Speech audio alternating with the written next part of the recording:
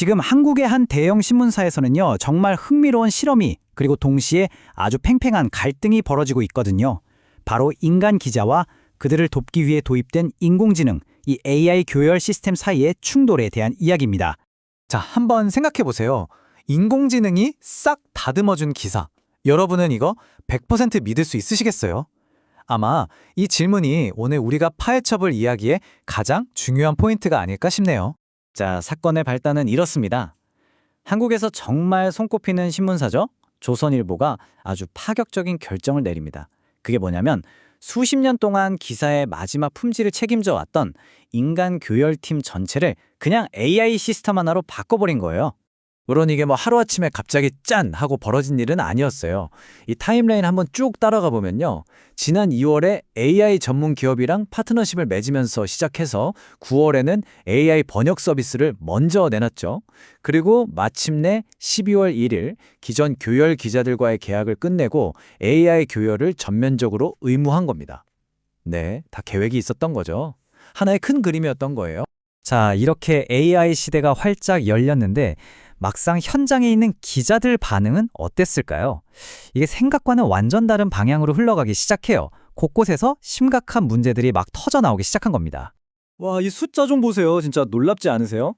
기자 노조가 설문조사를 했더니 응답자의 거의 80%, 정확히는 79.6%가 AI를 도입하고 나서 오탈자가 오히려 늘었다고 답한 거예요. 효율을 높이려고 도입한 건데 현장에서는 완전히 정반대의 결과가 나타나고 있었던 거죠. 근데 문제가 이게 끝이 아니었습니다. 오탈자만 늘어난 게 아니라 아예 일 자체가 늘어버린 거예요. 기자 10명 중 7명, 무려 70.3%가 AI 때문에 개인 업무량이 더 늘었다고 말합니다. 진짜 아이러니하지 않아요?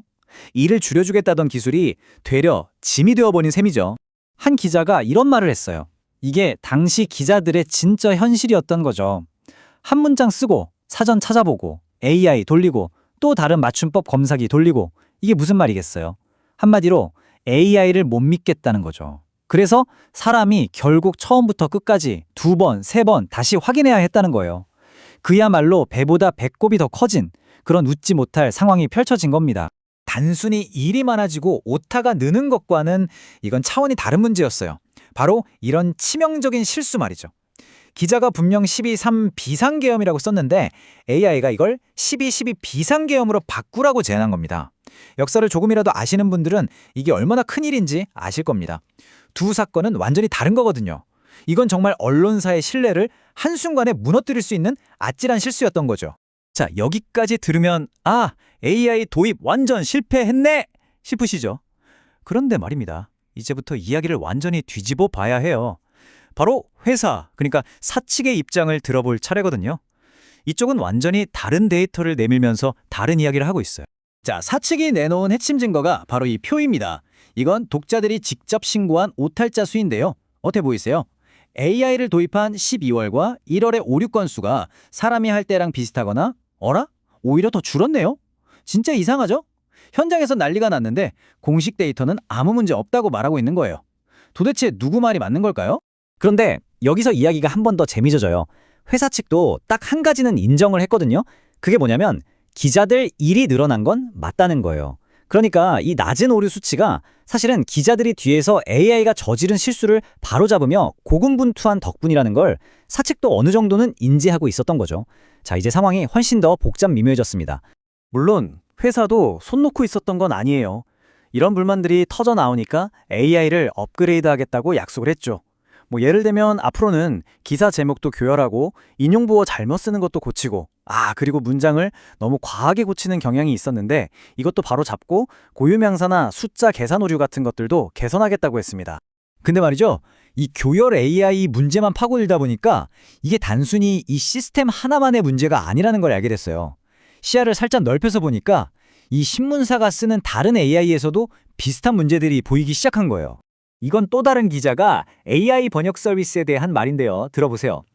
회사 이름이 이상하게 번역되거나 시랑 시를 헷갈려서 취재원한테 민망한 전화를 받을 때가 있다. AI는 만능이 아니다. 어떠세요? 딱 교열 AI에서 벌어졌던 일이랑 똑같지 않나요?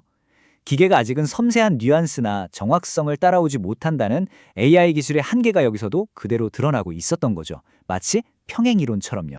자, 그럼 이 팽팽한 대립, 우리는 이걸 어떻게 봐야 할까요? 현장에서 직접 몸으로 부딪히는 기자들의 생생한 경험이 진짜 현실일까요? 아니면 데이터로 딱 떨어지는 저 차가운 숫자가 진짜 현실일까요? 결국 이 사건의 본질은 누가 옳고 그르다의 문제가 아닌 것 같아요. 그보다는 서로 다른 두 개의 현실이 정면으로 부딪히고 있는 거죠. 숫자로 표현할 수 없는 기자들의 체감과 숫자로만 보이는 데이터. 현장에서 느끼는 오류와 공식적으로 신고된 오류의 차이. 인간의 직관과 기계의 알고리즘의 대결. 그리고 효율이라는 달콤한 미래와 정확성이라는 절대 포기할 수 없는 가치 사이의 충돌인 셈입니다. 그래서 오늘 본 이 사례는요, 그냥 한 신문사만의 이야기가 아니에요. 어쩌면 바로 우리 모두의 미래에 대한 질문을 던지고 있는 거죠. 앞으로 AI가 우리 일상과 업무에 더 깊숙이 들어올 텐데 우리는 과연 무엇을 기준으로 성공했다, 실패했다를 판단해야 할까요? 그리고 아마 이게 가장 중요한 질문이 텐데 이 기술이 이제 쓸만하다, 이만하면 충분하다, 꼭 최종적으로 결정할 자격이 있는 사람은 과연 누구일까요?